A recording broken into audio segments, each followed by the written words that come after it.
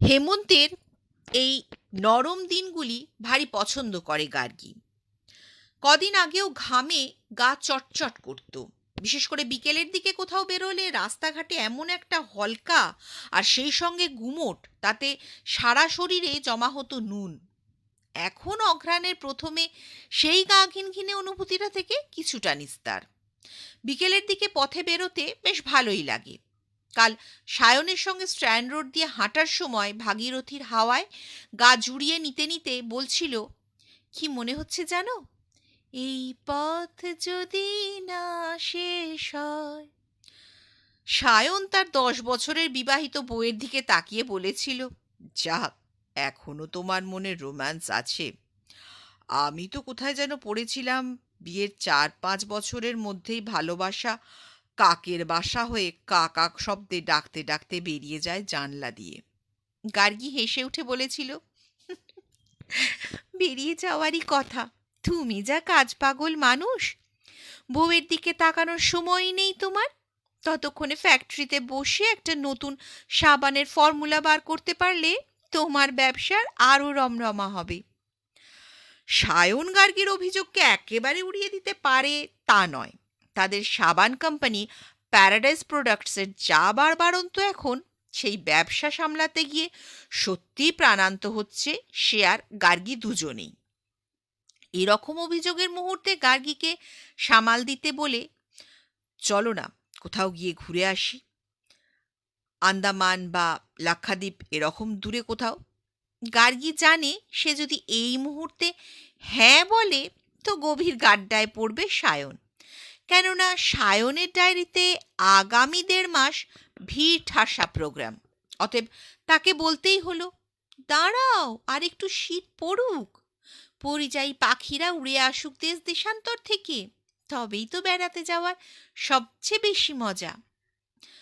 সায়নের স্বস্তি তার চোখ এড়ায় না। এখন অফিসে বসে কালকের বিকেলের সেই কথোপকথন মনে পড়তে নিজের মনেই হাসছিল সে। সত্যি তার সবচেয়ে পছন্দ শীত ঋতু। তবে শীতেও সায়ন ফুরসত করে বেরোতে পারবে কিনা সে বিষয়ে তার ঢের সন্দেহ। কিন্তু সায়নের প্রস্তাবটি তাকে কিছুক্ষণ বেশ উল্লসিত করে রাখে। আন্দামান বা লাক্ষাদ্বীপ কোথাও সে যায়নি। দুটো জায়গা দুরকম। যদি দু জায়গার কোথাও বেড়াতে যাওয়া নাও হয়, কিন্তু ভাবতে দোষ কি। অফিসে কাজ করতে করতে তাই তার মন বেশ উৎফুল্ল। বাঙালি বেড়াতে ভালোবাসে। শীত পড়ার সঙ্গে সঙ্গে অনেকে বেড়াতে যাবেও। যারা যাবে না তারা কোনো একটা ভ্রমণের গাইড বই খুলে এক একটা ট্যুরিস্ট স্পট বাছবে আর সপরিবারে বেড়ানোর পরিকল্পনা করে মনে মনে ঘুরতে থাকবে এক জায়গা থেকে আরেক জায়গায়। যাওয়া হবে না জেনেও মনে মনে ভ্রমণের আনন্দও তো কম নয়। সন্ধে পেরিয়ে গেছে, কলকাতা হয়ে উঠেছে আলো ঝলমলে। ঠিক সেরকম মনে মনে ভ্রমণের একটা রঙিন মুহূর্তে মোবাইলে একটা খবর পেতে তার কণ্ঠস্বরে প্রথমে উল্লাস, পরক্ষণে কি যেন শুনে গভীর উৎকণ্ঠা। তাদের অফিসের এক ডেপুটি ম্যানেজার নিলয় উপাধ্যায় থাকেন লেক টাউনের এক হাই রাইজ অ্যাপার্টমেন্টে। তিনি মোবাইলে জানালেন, ম্যাডাম, শিগগিরই আমাদের এখানে একবার আসবেন, খুব সিরিয়াস একটা মার্ডার হয়েছে। গার্গী বুঝে উঠতে পারল না নিলয় উপাধ্যায় ঠিক কোথা থেকে বলছেন কথাটা। তার এখন থাকার কথা উত্তর কলকাতায় প্যারাডাইস প্রোডাক্টসের ফ্যাক্টরিতে। সায়নের সেখানেই থাকার কথা। ফলে তার কণ্ঠে উৎকণ্ঠা উপচে ওঠে। জিজ্ঞাসা করল, আপনি এখন কোথায়, ফ্যাক্টরিতে নাকি? না না ম্যাডাম, লেকটাউনে আমার ফ্ল্যাট থেকে কথা বলছি। অ্যাপার্টমেন্টের নাম চন্দনা বন্দনা। সেখানে আসার পথের একটা ভাষা ভাষা বিবরণ দিয়ে নিলয় উপাধ্যায় বললেন, ম্যাডাম, বাড়ি থেকে একটু আগে ফোন এসেছিল আমাদের অ্যাপার্টমেন্টের একটি ফ্ল্যাটে খুন হয়েছে বলে। আমি স্যারকে বলে তড়িঘড়ি চলে এসেছি ফ্ল্যাটে। এসে দেখছি সাংঘাতিক ব্যাপার, ভয়ে হাত পা সিঁধিয়ে যাওয়ার জোগাড়। চোখে দেখা যাচ্ছে না দৃশ্যটা। স্যার মানে কোম্পানির চেয়ারম্যান সায়ন। গার্গী তার হাতঘড়ির দিকে এক লহমা চোখ রাখে। 6:10। ঠিক এই সময় সূর্যদেব অস্তগামী হওয়ার পথে রওনা দিয়েছেন। তা তার এই শীততাপ নিয়ন্ত্রিত প্রায় নিশ্ছিদ্র চেম্বারে বসে অনুভব করতে পারে। নিলয় উপাধ্যায়ের কণ্ঠে রীতিমতো কাঁপ।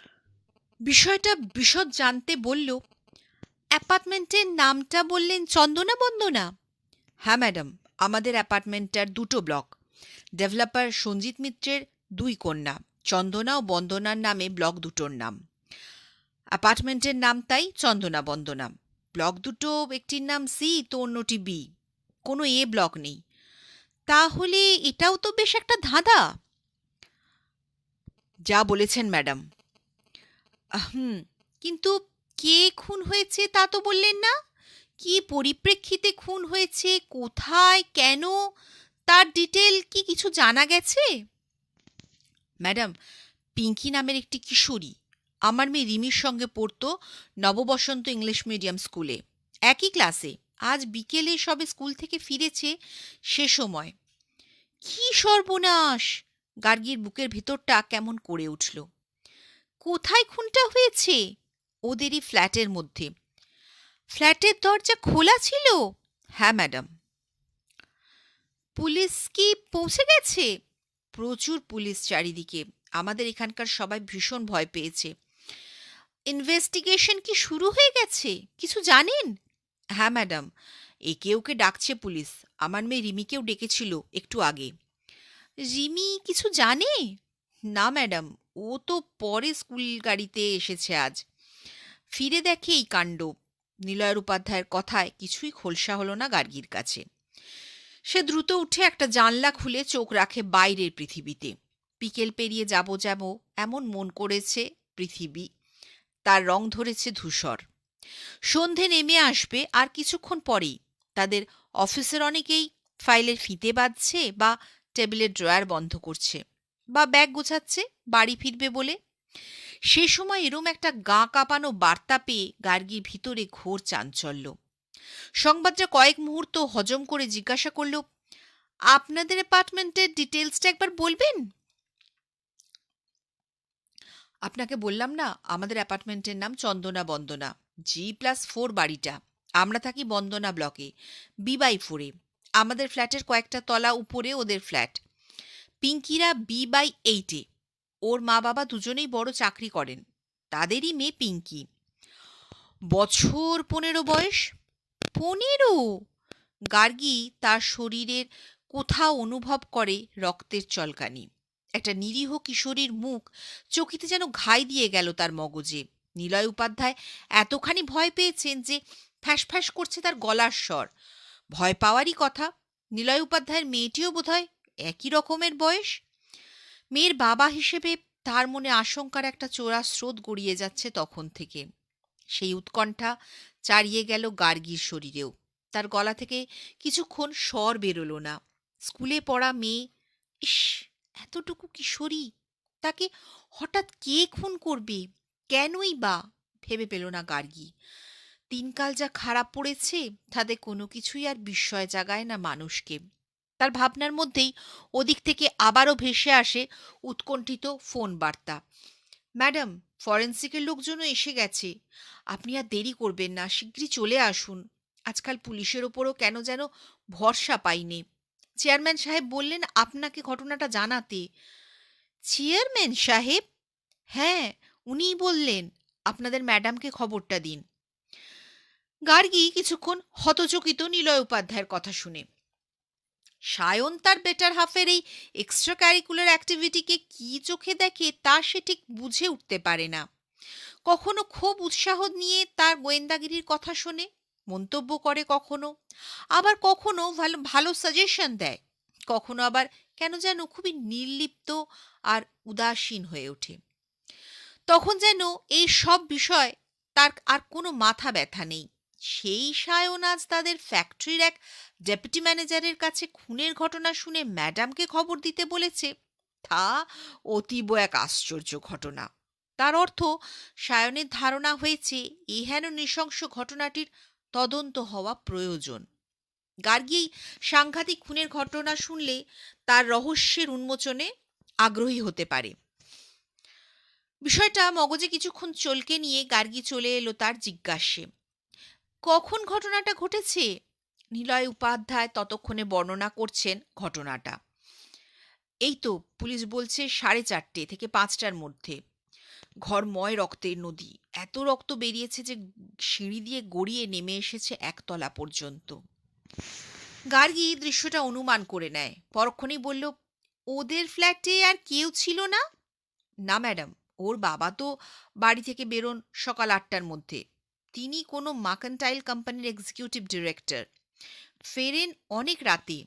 পরবর্তী প্রশ্ন, আর মা?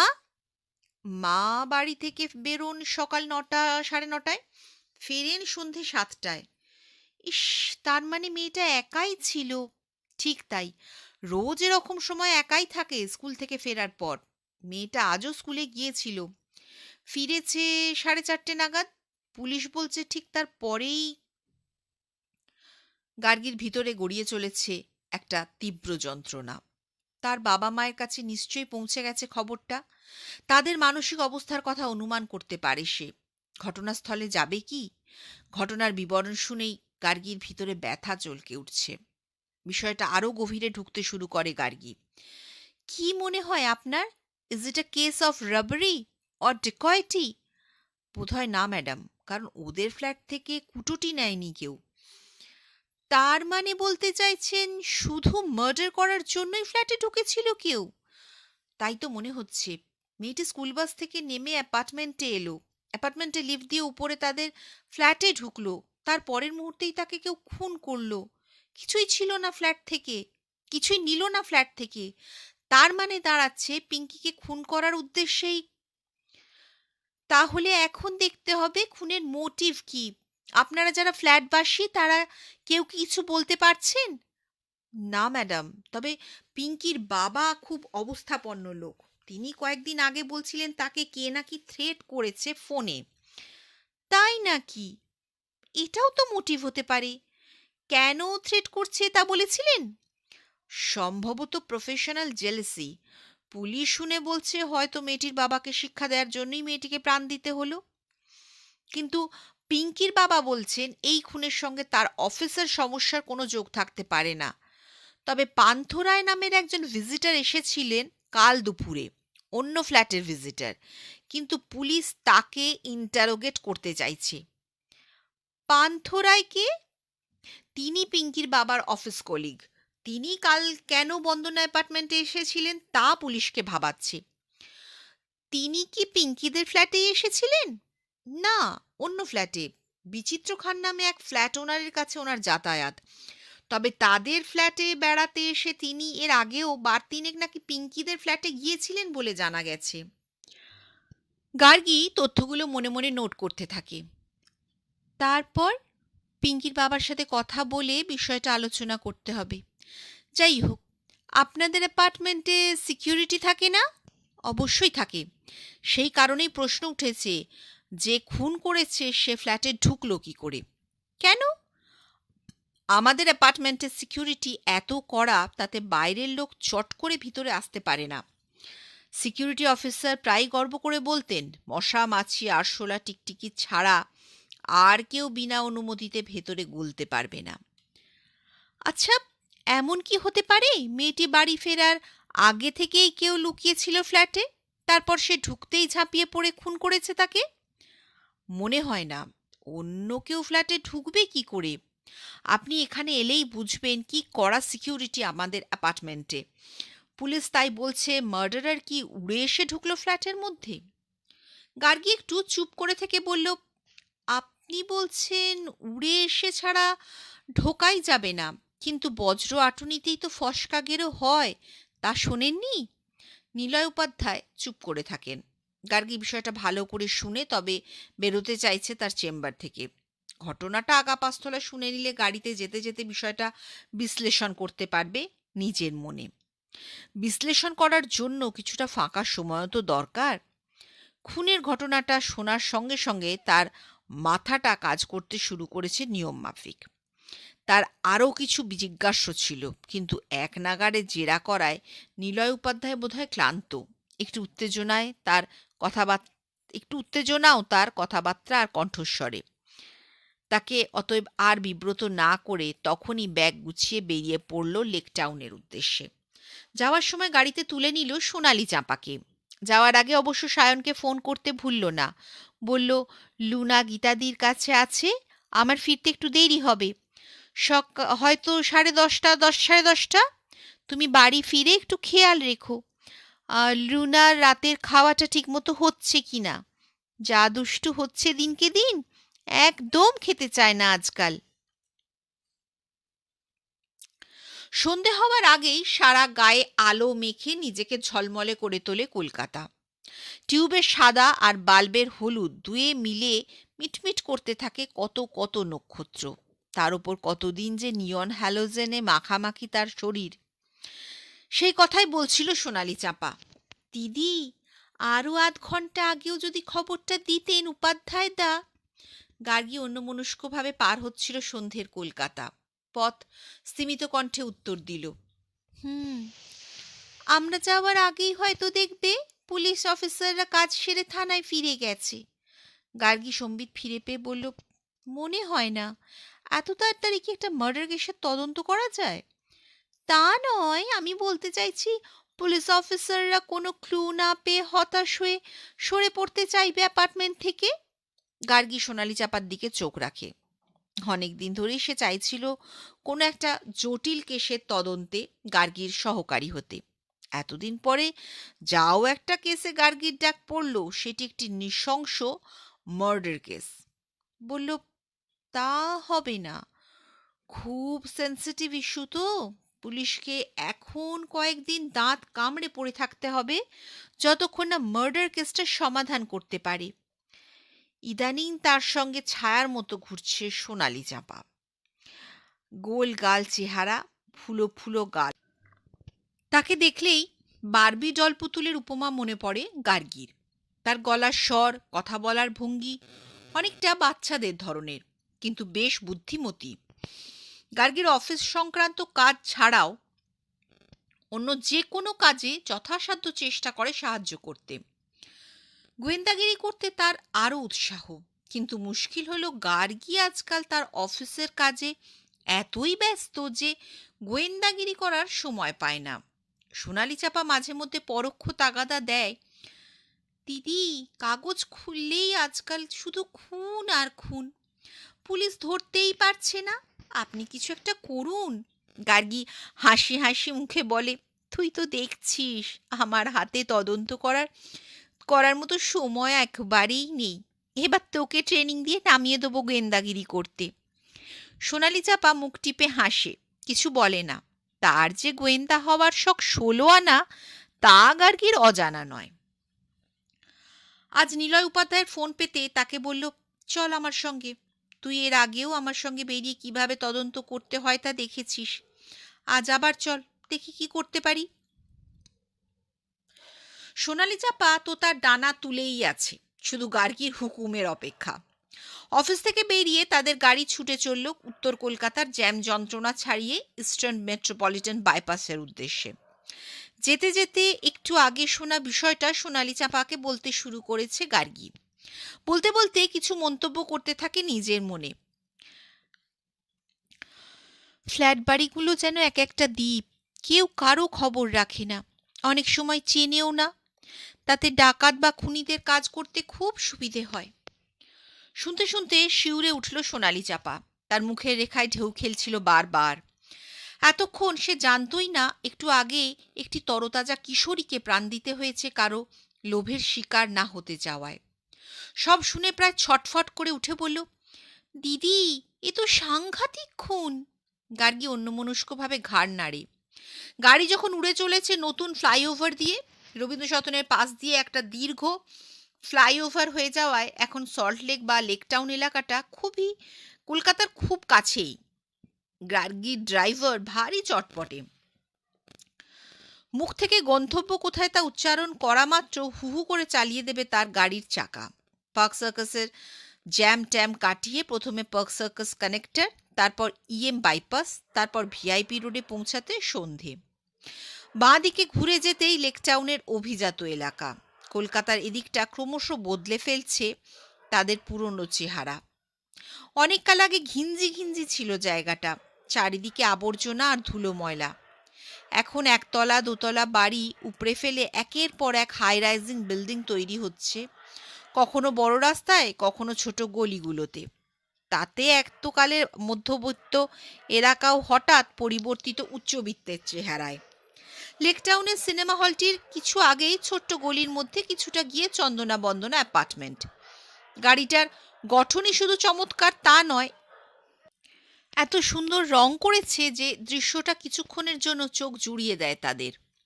হাই রাইজ অ্যাপার্টমেন্টের বিরুদ্ধে লোকমুখে বা সংবাদপত্রে বহু লেখালেখি হচ্ছে, কিন্তু অ্যাপার্টমেন্ট গড়ে ওঠায় কোনো খামতি নেই।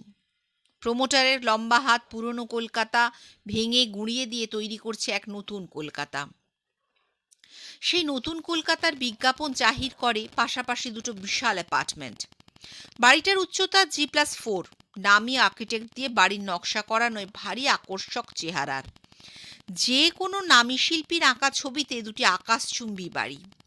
পাশাপাশি অ্যাপার্টমেন্ট হলেও ঢোকার রাস্তা আলাদা, মাঝখানে উঁচু পাঁচিল। একটা সি ব্লক তো অন্যটা বি ব্লক। তারই একটির সামনে পুলিশের দুটো জিপ। একটা বড় গাড়ি দেখে সোনালি চাপা গলা খাদে নামিয়ে বলল, দিদি, পুলিশ। গার্গী চোখ ফেলে দেখলো জোনাচারে কনস্টেবল দাঁড়িয়ে আছে পাঁচিলের গেটের সামনে। অ্যাপার্টমেন্টের ঠিক মুখেই আরও কিছু পুলিশ। নিশ্চয়ই বাকিরা উপরে B/8-এ। বি ব্লকে ঢোকার ঠিক মুখেই সিকিউরিটির অফিস। মিলিটারি রঙের পোশাক পরা সিকিউরিটির লোকজন টান টান চেহারায় দাঁড়িয়ে, মাথার টুপিটিও প্রায় কমান্ডো ধরনের। সব মিলিয়ে বেশ সম্ভ্রম জাগানো পোশাক ও চালচলন। আজ অবশ্য তারা খুবই সতর্ক ও উদ্বিগ্ন মুখে। জনাদুই ভিজিটার গোছের লোক বসে আছে একটা লম্বা সোফায়, হয়তো অপেক্ষা করছে কোনো কারণে, কিংবা সাদা পোশাকের পুলিশও হতে পারে। গার্গী আর সোনালি চাপাকে দেখে নিরাপত্তারক্ষীদের কপালে ঘনিয়ে এলো এক মস্ত কোঁচ। ভাবখানা এমন, আজ তারা এখানে অনাহুত ও অনাকাঙ্ক্ষিত আগন্তুক। তাদের মধ্যে একজন উর্দি পরা জাঁজরেল চেহারার বয়স্ক মানুষ ব্যস্ত সমস্ত হয়ে সামলাচ্ছেন ফোন ও ভিজিটার। অফিসার গোছের চেহারা। উর্দির বুক পকেটের ওপর নানা রঙের চৌকো চৌকো তকমা দেখে গার্গী অনুমান করে একদা মিলিটারিতে চাকরি করেছেন তিনি।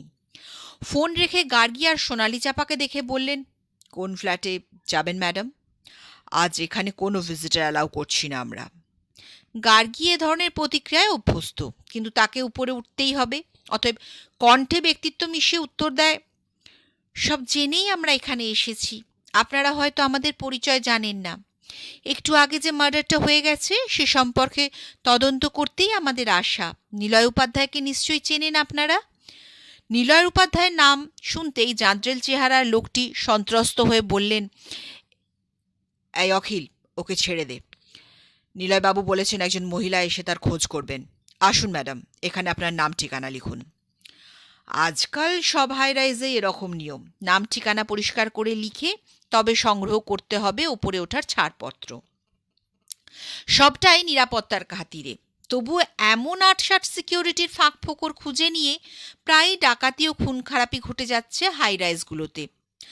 কলম বার করে একটা রেজিস্টারে তার পরিচয়, কোন ফ্ল্যাটে যাচ্ছে, কার কাছে যাচ্ছে তা লিখে তবে উপরে যাওয়ার অনুমতি পেতে হলো গার্গীদের। রেজিস্টারের নাম ইত্যাদি লিখতে লিখতে তার মনে হচ্ছিল সিকিউরিটির লোকদের জিজ্ঞাসা করে যে অ্যাপার্টমেন্টে ঢুকতে এত কড়াকড়ি যেখানে, সেখানে মার্ডার হয় কি করে, নাকি চোর পালালে বুদ্ধিবারের মতো আজই এত কড়াকড়ি। কিন্তু আপাতত নিজেকে নিবৃত্ত করে রেজিস্টারের ডান দিকের কলামে সই করে। স্বাক্ষর করার মধ্যেই এক এক পলক নজর ফেলে চোখ রাখে সবার মুখের দিকে। ততক্ষণে তার অজান্তে কাজ শুরু করে দিয়েছে তার ভিতরকার গোয়েন্দা মন। নিজের নাম ঠিকানা লেখার পর রেজিস্টারের পৃষ্ঠায় চোখ রেখে দেখছিল তার আগে গত কয়েক ঘন্টার মধ্যে আরও কতজন চন্দনা বন্দনা অ্যাপার্টমেন্টে এসেছে বা এসেছিল। বেশ লম্বা তালিকা। তাদের মধ্যে একটু আগেই পৌঁছানো পুলিশ অফিসার বা কনস্টেবলদের নাম নেই। গার্গী একটা একটা করে পড়ে দেখছিল ভিজিটারদের পরিচয়। দুপুরের পর থেকে মাত্র ৩ জন এসেছে বি ব্লকে। তারা কোনো না কোনো ফ্ল্যাটের ভিজিটার। তাদের আগমন খুনের আগে, তারা বেরিয়েও গেছে খুন হবার ঢের আগে। খুন হওয়ার পর গত আধ ঘন্টার মধ্যে এসে পৌঁছেছে অন্তত জনা ৮ ভিজিটার। তাদের বেশিরভাগই অ্যাপার্টমেন্টের বাসিন্দাদের আত্মীয় স্বজন বা বন্ধু বান্ধব। অর্থাৎ ঠিক যে সময় খুন হয়েছে সে সময় একজনও বাইরের লোক ছিল না। ভিজিটারদের মধ্যে B/8-এর কেউ নেই। সেই কথাই জিজ্ঞাসা করলো গার্গী। পিঙ্কিদের ফ্ল্যাটে কোনো ভিজিটার আসেনি? এত বড় একটা ঘটনা ঘটে গেল। জেনারেল সিকিউরিটি অফিসারটি ততক্ষণে ব্যস্ত হয়ে পড়েছেন অন্য একটি ফোন সামলাতে। সবাই খবর নিচ্ছে তাদের আত্মীয় স্বজনদের। তবে এই ফোনটি কোনো রিপোর্টারের। সিকিউরিটির অন্য একজন কর্মী অ্যাপার্টমেন্টের বাইরের ভিড় সামলাচ্ছিল, গেটের কাছে দাঁড়িয়ে। সে ভিতরের দিকে একবার আসতেই তাকে প্রশ্নটা আবার জিজ্ঞাসা করে গার্গী। লোকটা নিষ্পৃহ কণ্ঠে বলল, না। তার বয়স 27-28, বেশ লম্বা, সুদর্শন চেহারা। তবে মুখ দেখে মনে হচ্ছে খুব বুদ্ধিমান তা নয়। যুবকটির অভিব্যক্তি জানিয়ে দিচ্ছিল দারুণ আতঙ্কিত হয়ে আছে এই ঘটনায়। হওয়ার কথাই, কেননা সিকিউরিটি নজর এড়িয়ে ফ্ল্যাটের লিফট বে অথবা সিঁড়ি ভেঙে একজন B/8-এ গিয়ে এমন নৃশংস খুন করে এলো কেউ জানতেই পারল না। এটা সিকিউরিটি লোকজনের পক্ষে খুবই লজ্জার। তার পাশের একটি ঝাঁকড়াচুলো যুবক, তার পরনেও মিলিটারি পোশাক, বলল, একজন এসেছিল ঢুকতে, আমরা অ্যালাউ করিনি। এসেছিল? গার্গী উৎসাহিত হয় তখন। কখন? তরুণটির কথায় 27-28 বছরের 28-এর যুবক উষ্মা প্রকাশ করে বলল, এই বিমলে, তোকে কে এসব বলতে বলেছে? তুই ঘরে যা। গার্গী স্বর তীব্র করে বলল, না, ও ঘরে যেতে হবে না, আপনি বলুন কে এসেছিল। যুবক গার্গীর স্বরের কাঠিন্যে হকচকিয়ে যায়, বলল, পুলিশ অফিসাররা তো সব লিখে নিয়ে গেলেন একটু আগে, অনেকক্ষণ আগের ঘটনা। তার মানে গার্গীকে নতুন করে বলতে চায় না। বলল, পুলিশ অফিসাররা তাদের মতো লিখে নিয়ে গেছেন, আমিও বিষয়টা অন্যভাবে ইনভেস্টিগেট করতে এসেছি। কোনো ঘটনা চেপে যাবেন না, তাহলে তো আপনাদের বিরুদ্ধে যাবে। বলুন কে এসেছিল, কখন এসেছিল? এই ধরুন বিকেল 4টে নাগাদ। 4:30-র সময়? তাই নাকি? কি নাম তার? তার নাম বলেছিল গোয়েল। গোয়েল? তার নাম তো রেজিস্টারে নেই। লোকটি এসেছিল B/8-এ যাবে বলে, কিন্তু আমরা যেতে দিইনি। লোকটি মানে কত বয়স? বলা মুশকিল, খুব অদ্ভুত ধরনের চেহারা তার। তারপর? লোকটা তখন তেওয়ারির খোঁজ করে। আমরা বলি যে সে এখানে নেই, বদলি হয়ে গেছে। সে কথা সে বিশ্বাস করে না, বলতে থাকে তাকে একটু আগে সেখানে দেখেছে। আমরা তাকে জোর করে বলি তেওয়ারি এখানে নেই। তারপর আমরা তাকে পরিচয় জিজ্ঞাসা করি, কি করে, কোথায় থাকে, তাতেও সে জানায় B/8-এ তার এক ফ্রেন্ড থাকে, তার কাছে একটা চিঠি পৌঁছে দিতে হবে, খুব জরুরি প্রয়োজন। কিন্তু পিঙ্কির বাবা মায়ের কড়া নির্দেশ আছে, মেয়ে যখন একা থাকবে তখন বাইরের কোনো ভিজিটার অ্যালাউ না করতে। তাই তাকে জানিয়ে দিই এখন B/8-এ যাওয়া যাবে না, চিঠি দিতে হলে এখানেই জমা দিতে হবে। সে জানায় এখানে দেওয়া যাবে না, বাড়ির কোনো মেম্বারের হাতেই দিতে হবে। তাতেও আমরা আমাদের সিদ্ধান্তে অনড় থাকি। তাতে সে চলে গেল। প্রথমে আশ্চর্য হলো, খুব জিজ্ঞাসা করেছিল যাওয়া যাবে না। তারপর ধাতস্থ হয়ে বলল, আমার ভুল হয়েছে, আমার যাবার কথা ছিল C/7-এ। তারপর চলে গেল, আর আসেনি? না। গার্গীকে চিন্তিত দেখায়। বিকেল 4:30, মানে তখন পিঙ্কি স্কুল থেকে বাড়িতে ফিরেছে না ফেরেনি? তার ঠিক 2-3 মিনিট আগে ফিরেছে। এখন মনে হচ্ছে দূর থেকে লোকটা লক্ষ্য রাখছিল পিঙ্কি ফিরেছে কিনা। ফিরতেই সেই সময় কেন এরকম একটা অদ্ভুত চেহারার লোক পিঙ্কির সন্ধানে আসবে তা ভেবে পায় না গার্গী। উপরে যেতে না পেরে ফিরে গেছে, তারপর আর আসেনি। হয়তো ভুল হয়েছিল তার, নাকি এই ছেলেটি অপরাধী। কিরকম দেখতে তাকে?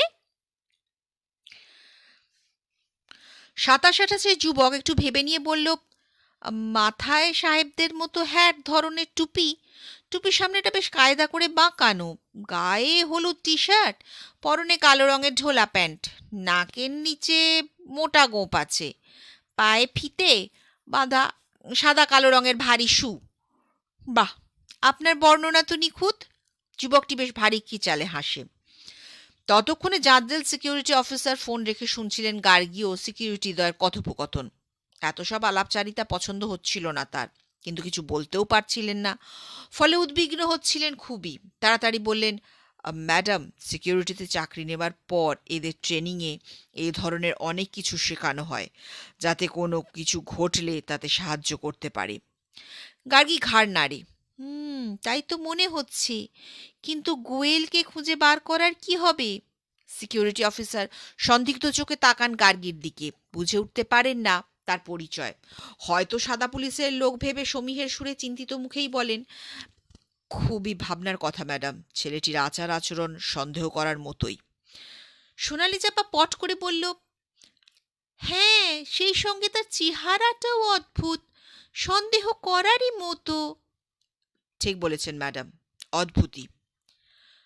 তাহলে তখনই কেন তাকে নজরে রাখেননি? সিকিউরিটি অফিসার হতাশ কণ্ঠে বললেন, আমাদের যে দুজন কর্মী তখন সিকিউরিটি রুমে ছিল তাদের খুব বকেছি, কিন্তু তাদের খুব একটা দোষ নেই, কেননা তারা তখন একবারও আঁচ করতে পারেনি এরকম সাংঘাতিক একটা ঘটনা ঘটতে পারে এখানে। কিন্তু এরকম ত্রুটি থেকেই তো বড় ঘটনা ঘটে, এটা কিন্তু আপনাদের একটা বড় ত্রুটি। গার্গীর কণ্ঠে প্রায় ভৎসনা। জাজের লোকটিও বেশ অপ্রস্তুত। গার্গী পরক্ষণে জিজ্ঞাসা করে, আর কোনো সন্দেহ করার মতো কিছু ঘটেনি? সিকিউরিটি অফিসারটি ঘাড় নেড়ে বলল, না। গার্গী তখন ভুরুতে একটা ভাঁজ ফেলে নিরীক্ষণ করল লোকটিকে। কিছু কি চেপে যেতে চাইছেন সিকিউরিটি অফিসার? বিষয়টা মগজের চোরা কুঠুতে ভরে সে মনস্থ করল উপরে যেতে। সোনালি চাপার দিকে তাকিয়ে বলল, চল সোনালি, দেখা যাক উপরে কি দৃশ্য অপেক্ষা করছে আমাদের জন্য। ঘড়ির দিকে নজর ফেলে গার্গী দেখে 7টা বেজে গেছে। নিচে অনেকক্ষণ কথাবার্তা বলে কারা এই ফ্ল্যাটে এসেছিল সে সম্পর্কে একটা প্রাথমিক ধারণা নিয়ে সে পা বাড়ালো B/4 এর দিকে। B/8 সম্পর্কে তেমন কিছু এখনো জানে না গার্গী, শুধু একটা ফোন পেয়ে চলে এসেছে একটা ভয়ঙ্কর খুনের উদ্দেশ্য আবিষ্কার করতে। ফ্ল্যাটের মুখে ঢোকার মুহূর্তেই পেয়ে গেল একটা রহস্যময় কিশোরের খবর। নিলয় উপাধ্যায়ের সাহায্য নিয়ে খুন হয়ে যাওয়া কিশোরী সম্পর্কে আরও কিছু খবর সংগ্রহ করতে হবে তাকে। সিঁড়ির দিকে এগোতেই পিছন থেকে একজন সিকিউরিটির লোক বলল, ম্যাডাম, লিফটে যান। B/4 তো মাত্র দোতলায়। গার্গী বলল, আমরা সিঁড়ি বেয়ে উঠে যাই উপরে। কিন্তু সিকিউরিটির লোক তার এই প্রস্তাবে রাজি হয় না। না ম্যাডাম, লিফটেই উঠুন। ওঠার পথে লিফটম্যান যাতে আগন্তুকদের চিনে রাখতে পারে তাই এই ব্যবস্থা। ঠিক আছে। লিফটটা কোন দিকে তা জেনে নিয়ে গার্গী সিঁড়ির দিকে রওনা দেয়। অ্যাপার্টমেন্টের ভিতরে পা দিতে তাদের পথ আগলে দাঁড়ায় একজন পুলিশের অফিসার গোছের লোক। জিজ্ঞাসা করল, কোথায় যাবেন? পুলিশের উর্দি পরা লোকটির বয়স 30-এর নিচে, বেশ লম্বা, চেহারা একটু মোটার দিকে, নাকের নিচে পুরু গোঁফ, চাউনিতে চোখা দৃষ্টি। গার্গী তাকে এক মুহূর্ত মেপে বলল, B/4 যাব, আমার এক অফিস কলিগের ফ্ল্যাটে, তবে B/8-এও যাওয়ার ইচ্ছে। অফিসারটি তার প্রস্তাব হেলায় উড়িয়ে দিয়ে বলল, সরি, B/8-এ আমরা কাউকে ঢুকতে দিচ্ছি না, ডেড বডি বেরিয়ে গেলে লক করে দেওয়া হবে। গার্গী কথা না বাড়িয়ে লিফটে উঠে সোজা চলে এলো B/4-এ। উপরে উঠতে উঠতে 7:30। বেল টিপতে দেখল নিলয় উপাধ্যায় তার জন্য অপেক্ষা করছেন অধীর আগ্রহে। গার্গীর সঙ্গে সোনালি চাঁপাকেও ঢুকতে দেখে স্বস্তির শ্বাস ফেলে বললেন, আপনারা এসে গেছেন। আমার স্ত্রীকন্যা দুজনেই ঘরে দরজা বন্ধ করে বসে আছে। নিলয় উপাধ্যায়ের সাজানো ফ্ল্যাটটি গার্গী তখন চোখ ফেলে দেখছে। ড্রয়িংয়ের দেওয়ালে বিশাল একটা মহিষের স্টাফড মুন্ডু দেখার মতো। বিশেষত এই যে মহিষের চোখ দুটো একেবারে জীবন্ত। তাছাড়া আরও কিছু উপকরণ দেওয়াল ও মেঝে আছে যা প্রথম দর্শনেই নজর কাড়ে। একটা পেন্টিং তো ভারী চমৎকার। দ্রষ্টব্যগুলিতে নজর ছুটতে ছুটতে নিলয়বাবুর কথায় সায় দিয়ে বলল, থাকারই কথা। বলে ঘরে ঢুকে মস্ত সোফায় দুজনে গা এলিয়ে দিতেই নিলয় উপাধ্যায় জিজ্ঞাসা করলেন, ম্যাডাম, এক কাপ কফি হোক? গার্গী না বোধক ঘাড় নেড়ে বলল, আপনার ফ্ল্যাটে আমরা আজ বেড়াতে আসিনি।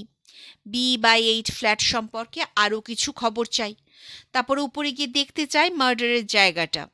কিন্তু ম্যাডাম, ওপরে কাউকেই অ্যালাউ করছে না, এমনকি আমরা যারা ফ্ল্যাটের বাসিন্দা তাদেরও না।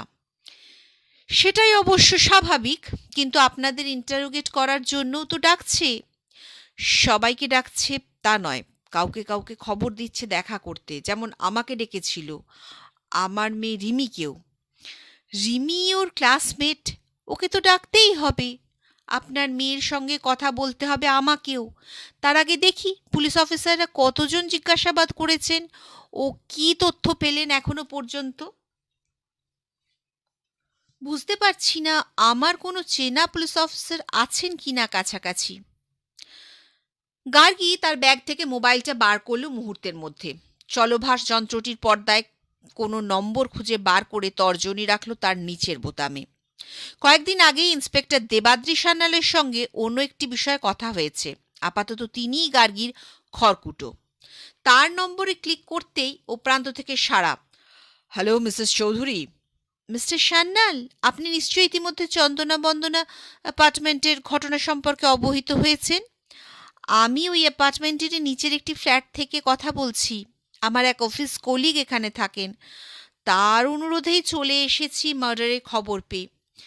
যে পুলিশ অফিসার তদন্তে এসেছেন তার আপত্তি না থাকলে তার কাজে আমি একটু সাহায্য করতে চাই। তাকে যদি একটু বলে দেন তো আমার পক্ষে বিষয়টা জানতে ও বুঝতে সুবিধে হয়। গার্গীর অনুমান মতো ওপাশ থেকে বার্তা এলো, নো প্রবলেম মিসেস চৌধুরী, ওপর ইন্সপেক্টর দণ্ডপাট আছেন, আমি ওকে মোবাইলে বলে দিচ্ছি। ওর মোবাইল নাম্বারটাও আপনি নোট করে নিন।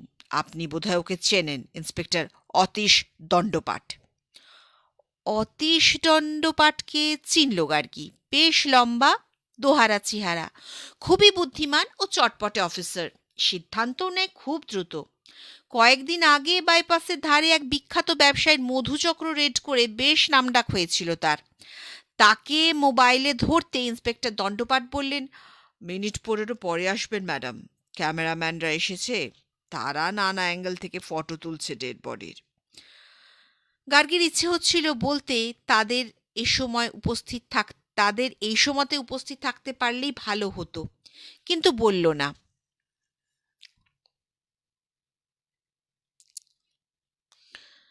ঠিক আছে মিস্টার দণ্ডপাট। চলভাসটি অফ করে গার্গী তাকায় নিলয় উপাধ্যায়ের দিকে, বলল, নো প্রবলেম নিলয় বাবু, দণ্ডপাট যখন এই কেসের আইও মানে ইনভেস্টিগেটিং অফিসার, তাহলে আর আমার কোনো অসুবিধে নেই। আমি পাসপোর্ট পেয়ে গেছি। মিনিট 15 পরে যেতে বললেন উপরে। ততক্ষণে আপনাদের কাছ থেকেও কিছু তথ্য জেনে নিই, দেখি কিছু জানতে পারি কিনা। নিলয় উপাধ্যায় ব্যস্ত হয়ে বললেন, নিশ্চয়ই বলবেন ম্যাডাম। পুলিশ অফিসাররাও তো রিমির সঙ্গে অনেকক্ষণ কথা বলেছেন, কিন্তু কিছু পাননি বললেন। পাননি? ডাকুন তো আপনার মেয়ে রিমিকে। নিলয় উপাধ্যায় তখনই গলা উঁচু করে ডাকলেন, আই রিমি, শিগগির এ ঘরে আয় তো একবার। রিমি আসার আগেই গার্গী তাকায় নিলয় উপাধ্যায়ের দিকে, জিজ্ঞাসা করল, আচ্ছা নিলয়বাবু, পিঙ্কির ইদানিংকালের চালচলনে এমন কিছু কি আপনাদের বা রিমির চোখে পড়েছে যা কিছুটা অস্বাভাবিক? রিমি হয়তো পুলিশদের সামনে বলতে চায়নি ভয়ে, হয়তো আপনাদের কাছে সে কথা বলেছে। নিলয় উপাধ্যায় ঘাড় নেড়ে বললেন, একেবারেই না ম্যাডাম। কি যেন ভেবে গার্গী হঠাৎ জিজ্ঞাসা করে, পিঙ্কিদের ঘরে যখন কিছুই খোয়া যায়নি বলছেন, তার অর্থ ডাকাতি নয়। তাহলে হঠাৎ কি কারণে খুনি তাদের ঘরে ঢুকলো? সেইটাই তো আশ্চর্য ঠেকছে ম্যাডাম। গার্গী এবার আসল প্রসঙ্গে প্রবেশ করে। আচ্ছা নিলয়বাবু, খুনটা ঈর্ষাজনিত কারণে নয় তো? এই বয়সটা কিন্তু খুব ভাইটাল কোনো সম্পর্কে জড়িয়ে পড়তে। না ম্যাডাম, তাহলে রিমি নিশ্চয়ই কিছু জানতো। ওর বুজুম ফ্রেন্ড ছিল পিঙ্কি, একই অ্যাপার্টমেন্টে থাকে তো। ঠিক সেই সময় ভিতরের ঘর থেকে বেরিয়ে এলো রিমি। বেশ মিষ্টি চেহারা নিলয়বাবুর মেয়ের, পিছনে বেশি লম্বা বেনি, পরনে হলুদ রঙের সালোয়ার কামিজ, চোখে কান্নার রেশ। রিমিকে একটু আগেই ডেকে নিয়ে গিয়েছিল পুলিশ। সেখানে তার বান্ধবী পিঙ্কির রক্তমাখা শরীর দেখে সে এতটাই অসুস্থ হয়ে পড়েছিল যে মাথা ঘুরে পড়ে যাচ্ছিল আর একটু হলেই। বাবার ইশারায় অনুসরণ করে সে গার্গীর পায়ে হাত দিয়ে প্রণাম করতে যাচ্ছিল। তার আগেই গার্গী তাকে নিবৃত্ত করে বলল, বসো রিমি, তোমাকে খুব ক্লান্ত দেখাচ্ছে। রিমি, গার্গী আর সোনালি চাপার ঠিক মাঝখানে বসে পড়ে চুপটি করে।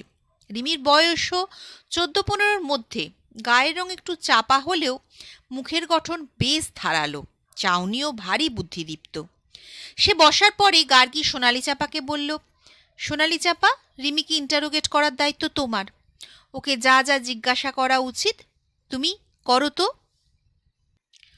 সোনালি চাপা ভারী খুশি হলো তার উপর এই গুরু দায়িত্ব পড়তে।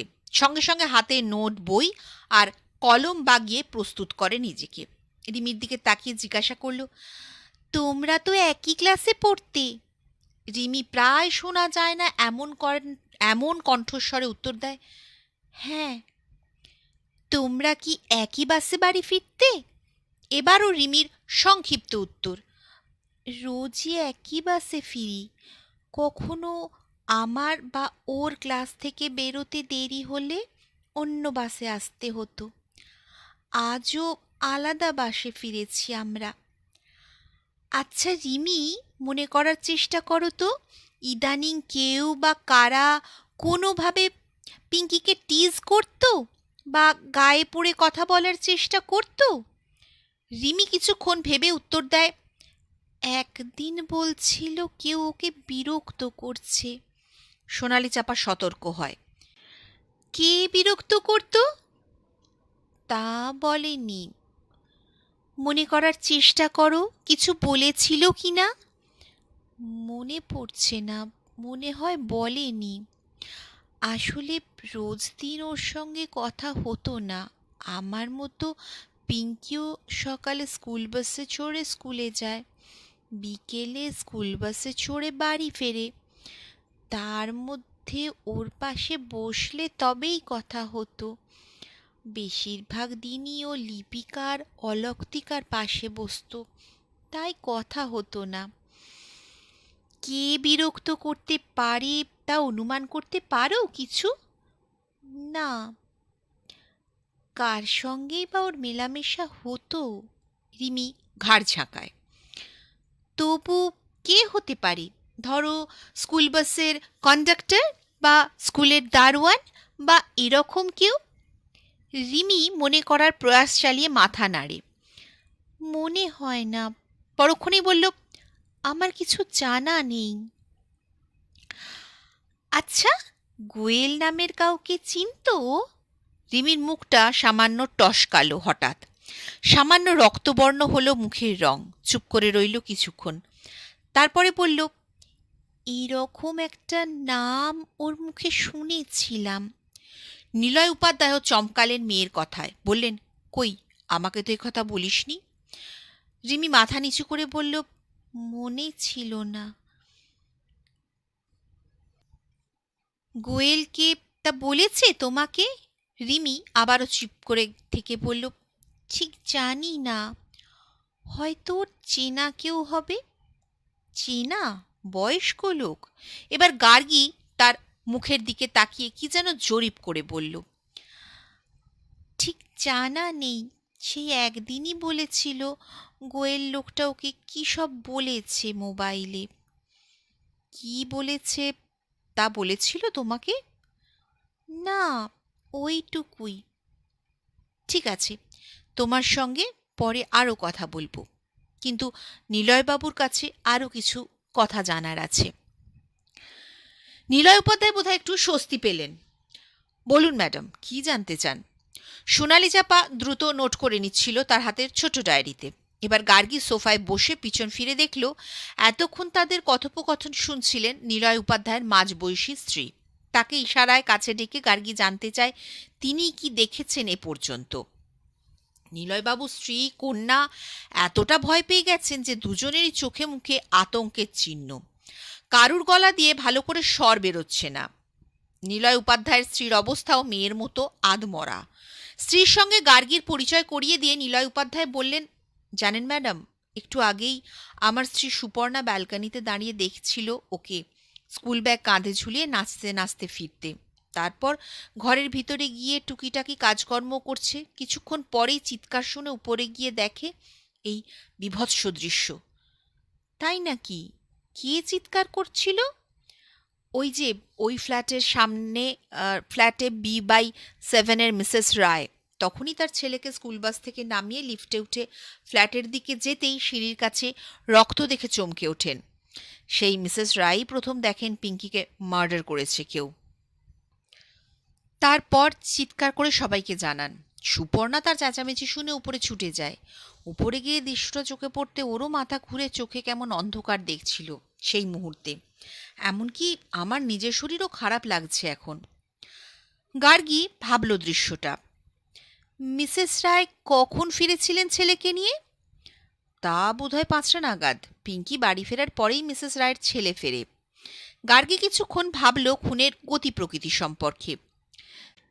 যে খুন করেছে সে তাহলে মোটামুটি জানতো ওদের বাড়ির কে কখন বাড়ি আসে, কখন মেয়েটা একা থাকতে পারে। নিলয় উপাধ্যায় ঘাড় নেড়ে বলেন, হয়তো জানতো। মিসেস রায়কে নিশ্চয়ই জেরা করেছে পুলিশ। অবশ্যই পুলিশ অনেকক্ষণ জেরা করেছে। তাকে একটা আলাদা ঘরে নিয়ে গিয়ে অনেক খুঁটিনাটি জানতে চেয়েছিল পুলিশ অফিসার। এমনকি তার একটু পরে ওদের বাড়ির মেড সার্ভেন্ট সুলতাও এসে পৌঁছয়। তাকেও বহুক্ষণ জেরা করেছে। গার্গী সায় দেয়, মেড সার্ভেন্টরা অনেক সময় ইনস্ট্রুমেন্টাল হয়, কিন্তু সুলতা ওদের খুব বিশ্বাসী। পিঙ্কির মা বাবা বলেছে সুলতাকে কোনো রকমভাবেই ওরা সন্দেহ করেন না। কিন্তু পুলিশ এখনও রেহাই দেয়নি ওকে।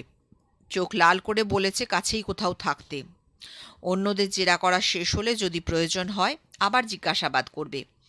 তারপর একে একে এই অ্যাপার্টমেন্টের আরও অনেককেই জিজ্ঞাসা করেছে, এমনকি আমাকেও। কি জিজ্ঞাসা করলো আপনাকে? পিঙ্কি সম্পর্কে অনেক কিছু জিজ্ঞাসা করছিল। রিমিকেও জিজ্ঞাসা করেছে কারা ওর বন্ধু ছিল, ছেলে বন্ধু ছিল কিনা, কাদের সঙ্গে মিশত, অন্য ফ্ল্যাটের কাদের কাদের সঙ্গে ওর মেলামেশা ছিল অ্যাপার্টমেন্টের বাইরে, এমনকি ওদের বাড়ি আসতো কিনা যাকে সন্দেহ হতে পারে। আপনি কি বললেন? যা জানি তাই বলেছি। রিমি পিঙ্কির ক্লাসমেট বলেই ওর সম্পর্কে কিছু কথা জানি, নইলে ফ্ল্যাট বাড়িতে কে আর কার খবর রাখে বলুন? কি জানেন ওর সম্পর্কে? বলেছি পিঙ্কি স্বভাবে চরিত্রে খুব ভালো মেয়ে। কখনো পড়া ছাড়া আর কোনো বিষয়ে ওকে আমরা মাথা ঘামাতে দেখিনি। তার মানে খুবই স্টুডিয়াস মেয়ে। কটা টিচারের কাছে পড়তো? একজন টিচারের কাছে পড়তো বলেই জানি আমরা। তিনি কোথায় থাকেন? এই অ্যাপার্টমেন্টেরই পাশের ব্লকে, মানে সি ব্লকে। ভদ্রমহিলা স্কুলের টিচার। তার নাম রেবা সান্যাল। স্বামী বহুকাল হলো নিরুদ্দেশ। মিসেস সান্যাল ফ্ল্যাটে এসেছেন তাও 7-8 বছর হয়ে গেল, কিন্তু তার স্বামীকে দেখা যায়নি আজ পর্যন্ত।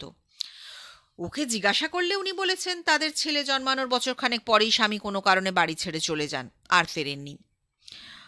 ভদ্রমহিলা একটা প্রাইভেট স্কুলে চাকরি করেন, খুব কম মাইনের। তাতে ওর চলে না বলে টিউশন করে বাড়তি আয় করেন। তারই একটিই ছেলে, বছর 18 বয়স, এবার হায়ার সেকেন্ডারি দেবে। মাধ্যমিকে হাই স্টার পেয়েছিল। হায়ার সেকেন্ডারিতেও ভালো রেজাল্ট করবে আশা করা যায়, তবে একটু পাগলাটে ধরনের। তার মধ্যে ভদ্রমহিলার এই বিপত্তি। বিপত্তি কেন? এত ভালো টিউশনিটা চলে গেল, খুব ক্ষতি হয়ে গেল তার। এত স্ট্রাগল করছেন ছেলেকে মানুষ করতে। কেবলই বলেন ছেলে বিদেশ গেলে তার সঙ্গে তিনিও চলে যাবেন, অথচ। তার মানে মিসেস সান্যালের জীবনযাপনের অনেকটাই মিস্টেরিয়াস। তা বলবো না, তবে তার অতীত জীবনটার কথা জানা নেই কারো। তাহলে না হলে এমন চমৎকার ব্যবহার, অমায়িক কথাবার্তা, অন্তরঙ্গ মেলামেশা বড় একটা দেখা যায় না। ছেলের জন্য নিজের জীবনটাই উৎসর্গ করে দিয়েছেন।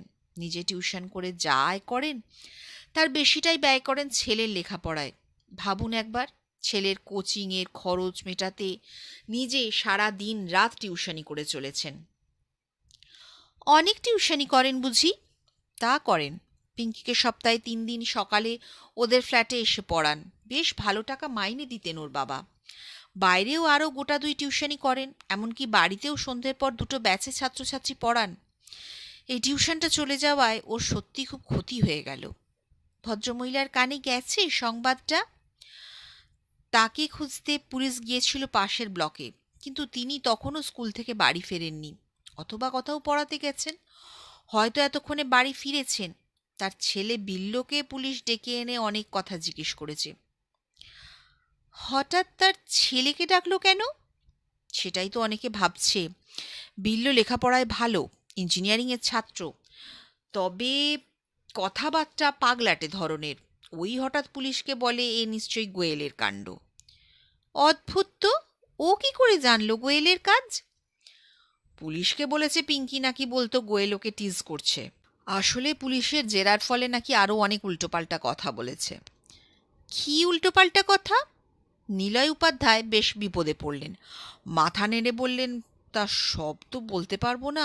পুলিশ ওকে আলাদা ঘরে ডেকে নিয়ে গিয়ে কী সব জিজ্ঞাসা করেছে, সব কথা তো পুলিশ বলবে না আমাদের। গার্গী কিছুক্ষণ বিল্ল নামের অচেনা কিশোরটির মুখ ভেবে নিয়ে প্রসঙ্গ বদলে ফেলে। পিঙ্কির টিচার পিঙ্কিদের বাড়িতে পড়াতে আসতো বলছেন। বিল্ল কি কখনো আসতো পিঙ্কিদের ফ্ল্যাটে? কিংবা পিঙ্কি কি ওর টিচারের বাড়ি মাঝে মধ্যে যেত? মানে বলতে চাইছি পিঙ্কির সঙ্গে বিল্লর কোনো রকম যোগাযোগ তৈরি হয়েছিল কিনা। পিঙ্কির বাবা মাকে পুলিশ জিজ্ঞাসা করেছিলেন, তাতে পিঙ্কির বাবা মা বলেছেন বিল্ল কখনো তাদের ফ্ল্যাটে আসেনি, পিঙ্কিও কখনো বিল্লদের ফ্ল্যাটে যায়নি। গার্গী চোখ তীক্ষ্ণ করে, অর্থাৎ ওরা বলতে চেয়েছেন ছেলেটির সঙ্গে পিঙ্কির ঘনিষ্ঠতা ছিল না। নিলয় উপাধ্যায় ঘাড় নাড়েন। না, পিঙ্কির বাবা মা বলেছেন তেমন কিছু চোখে পড়েনি ওদের। বিল্ল এখন কোথায়? তাকে সি ব্লক থেকে ডেকে এনেছিল পুলিশ। সে এসে পিঙ্কিকে এই অবস্থায় দেখে কাঁদতে কাঁদতে অজ্ঞান হয়ে গিয়েছিল। তাই নাকি? অজ্ঞান হয়ে গিয়েছিল? পুলিশ অবশ্য দেখে বলেছে হয়তো রক্ত দেখে অজ্ঞান হয়ে গেছে। কিন্তু অজ্ঞান হয়ে গেল কেন? পিঙ্কির সঙ্গে তাহলে ওর ভালোই সম্পর্ক ছিল। হ্যাঁ, পুলিশ তাই বলছে। তাকে জিজ্ঞাসাবাদ করে জানতে পেরেছে ওর সঙ্গে পিঙ্কির ভালোই চেনা পরিচয় ছিল।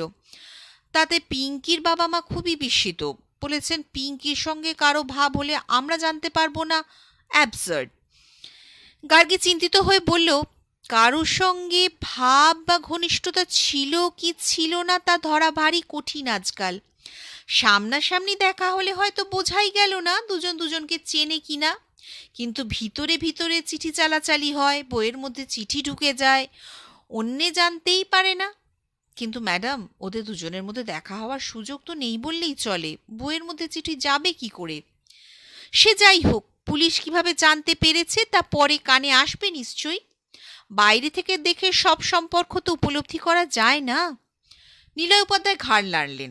ঠিক তাই, কার সঙ্গে কার কি সম্পর্ক তার সব কথা কি আর জানা যায় না বোঝা যায়? বোঝা খুব মুশকিল নিলয় বাবু। হয়তো একজন নিরীহ ভাড়াটে এসে বসালাম বাড়িতে, পরে দেখা গেল তিনি একজন নামজাদা উগ্রপন্থী। কিংবা বাড়িতে শান্তশিষ্ট কাজের লোক রাখলাম, পরে দেখলাম খাল কেটে কুমির নিয়ে এসেছে সেই নিরীহটি।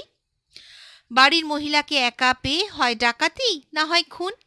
নিলয় উপাধ্যায়কে চিন্তিত দেখালো, সায় দিয়ে বললেন, বিল্ল সম্পর্কে খুব বেশি জানি তা নয়, তবে আমার মেয়ে রিমির সঙ্গে যেটুকু ঘনিষ্ঠতা ছিল পিঙ্কির, তাতে রিমিও কখনো বুঝতে পারেনি পিঙ্কির সঙ্গে বিল্লর কোনো ঘনিষ্ঠতা ছিল কি না। গার্গী কিছু ভাবনা চিন্তা করে বলল, তাহলে দেখতে হবে বিল্লর সঙ্গে পিঙ্কির ঘনিষ্ঠতা ছিল কিনা। থাকলে এও দেখতে হবে তাদের মধ্যে তৃতীয় কোনো ব্যক্তির আবির্ভাব ঘটেছিল কিনা। সোনালী চাপা এ সময় বলল, তার মানে গোয়েল লোকটি এক্ষেত্রে খুব ভাইটাল। বিল্লর সঙ্গে পিঙ্কির কিছু সম্পর্ক গড়ে উঠেছিল জানতে পেরে গার্গী কিসের যেন গন্ধ পেল কাহিনীতে। পুলিশ তাহলে ইতিমধ্যে অনেক কিছুরই খোঁজ পেয়েছে ও মোড় নিতে শুরু করেছে তাদের তদন্ত। গার্গী তৎক্ষণাৎ বলল, বিল্লর সঙ্গে আমি একটু কথা বলবো। বিল্লর মা ফিরেছেন? আমি দেখে এসেছি, বিল্লর মা তখনও ফেরেননি। তাকেও জিজ্ঞাসাবাদ করবে পুলিশ। ওরা তখন অপেক্ষা করছিল বিল্লর মায়ের ফেরার জন্য। পিঙ্কির বাবা মা? ওরা দুজনেই ফিরে এসেছেন অফিস থেকে। তারা কিছু বলতে পারছেন না? তাদের তো কথা বলার মতো অবস্থাই নেই এখন। পিঙ্কির মা তো ঘন ঘন ফিট হয়ে যাচ্ছেন। বাবার অবস্থাও প্রায় সেরকমই। তিনি কোনো রকমে বলেছেন আমরা সারাদিন বাইরে থাকি। ইতিমধ্যে মেয়ের সঙ্গে কারো আলাপ পরিচয় ঘটেছিল কিনা তা জানেন না ওরা। খুব অদ্ভুত কিন্তু, মেয়েদের এই বয়সটা তো খুব খারাপ। এ সময়ে দীর্ঘক্ষণ একা থাকা খুব ঝুঁকির। টেলিফোনে নানাজনের সঙ্গে যোগাযোগ হতে পারে, নানা সঙ্গে পড়ে বিপদে যাওয়ার সম্ভাবনা থাকে, অনেক কুলোকের খপ্পরেও পড়ার সম্ভাবনা থাকে। কি থেকে কি হলো কে জানে। যাই হোক, উপরে গিয়ে দেখি কি অবস্থা। বেশ কিছুক্ষণ চন্দনা বন্দনা অ্যাপার্টমেন্টে এসেছে গার্গীরা। এতক্ষণ তাদের যাওয়ার সুযোগ ঘটল B/8 ফ্ল্যাটে। সন্ধ্যের পর এ ধরনের অ্যাপার্টমেন্টে নিঃশব্দ হয়ে গেলেও আজ চারিদিকে আলোয় আলো। ঘড়িতে তখন প্রায় 8টা। নিলয় উপাধ্যায়ই সঙ্গে করে নিয়ে গেলেন গার্গী আর সোনালী চাঁপাকে। অ্যাপার্টমেন্টগুলোতে সারাক্ষণ লিফটে চড়ে ওঠা নামার ব্যবস্থা, সিঁড়ি দিয়ে ওঠা নামার চলই নেই। লিফটে দেখা হয়ে গেল 2 পুলিশ অফিসারের সঙ্গে।